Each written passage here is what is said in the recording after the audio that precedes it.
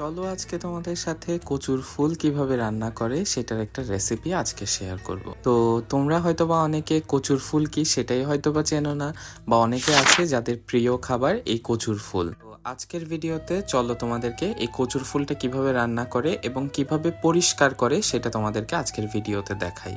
কাঁচা অবস্থায় এই কচুর ফুলটা পুরোপুরি সবুজ থাকলেও পাকার পরে এটা উপরের দিকটা অনেকটা হলুদ হয়ে যায়। তো প্রথমেই দেখলাম আম্মু ভেতরের যে রেণুটা থাকে সেটা বের করে নিল এবং ভেতরে কোনো পোকা আছে কিনা সেটাও কিন্তু চেক করে নিল। তারপরে এটাকে রেখে দেওয়ার পরে উপরের যেই ফোলা অংশটা সেটাকেও কিন্তু ফেলে দিল, আর গোড়ার দিকটায় এভাবে সুন্দর করে কচু শাক যেভাবে করে পরিষ্কার করতে হয় সেভাবেই কিন্তু পরিষ্কার করে ছোট ছোট করে টুকরা করে নিল। আশা করছি ভিডিও দেখে তোমরা বুঝতে পেরেছো এই কচুর ফুলটাকে কিভাবে পরিষ্কার করতে হয়। এই কচুর ফুলে কিন্তু আছে ভিটামিন এ, যা আমাদের চোখের দৃষ্টিশক্তিকে বাড়ায় এবং দৃষ্টিশক্তিকে ঠিক রাখতে সাহায্য করে। আর আছে হলো আয়রন, যা হলো আমাদের লোহিত রক্তকণিকাকে স্বাভাবিক রাখতে সাহায্য করে। তো মজা হওয়ার পাশাপাশি এটা কিন্তু ভালোই গুণগত মানসম্পন্ন। আর এখন তো বর্ষাকাল, বিভিন্ন জায়গায় তোমরা এই তাজা তাজা কচুর ফুলগুলা পেয়ে যাবা। তো যাই হোক, এখানে আম্মু কিন্তু সিদ্ধ করতে বসিয়ে দিল কচুর ফুলগুলোকে। একটু দিল লবণ, সাথে দিল কয়েকটা কাঁচামরিচ আর অল্প একটু পানি দিয়ে সুন্দর করে এটাকে সেদ্ধ বসিয়ে দিল।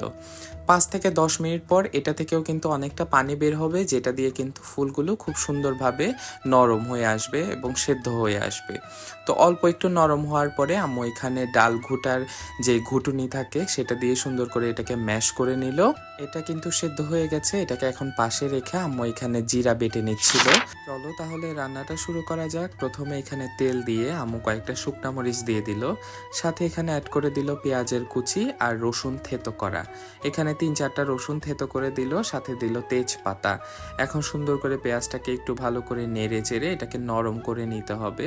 তারপরে যখন নরম হয়ে আসবে এখানে গুঁড়ো মশলাগুলো অ্যাড করে দিল। 1 চা চামচ পরিমাণ জিরা ধনিয়া গুঁড়া, আধা চা চামচ পরিমাণ হলুদ গুঁড়া, আর সাথে দিল এখানে জিরার বাটা 1 চা চামচ পরিমাণ। এখানে কিন্তু কোনো রকম মরিচের গুঁড়া ইউজ করা হয় নাই। আর যেহেতু কচুর ফুলগুলোতে একটু পরিমাণে লবণ দেওয়া হয়েছিল, লবণটাও সেই আন্দাজে দিয়ে দিল। মশলাটা একটু পানি দিয়ে সুন্দর করে কষিয়ে নেওয়া হলো। কষে যখন আসলো মশলাটা, তখন এখানে সেদ্ধ করে রাখা সেই কচুর ফুলগুলোকে সুন্দর করে অ্যাড করে দেওয়া হলো। ব্যাস এতটুকুই কিন্তু প্রসেস, আর কিন্তু তেমন কোনো প্রসেস নেই।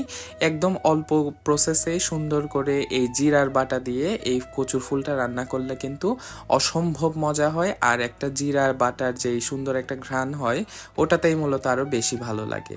শেষে যখন রান্নাটা হয়ে আসলো আম্মু এখানে অ্যাড করে দিল লেবুর রস।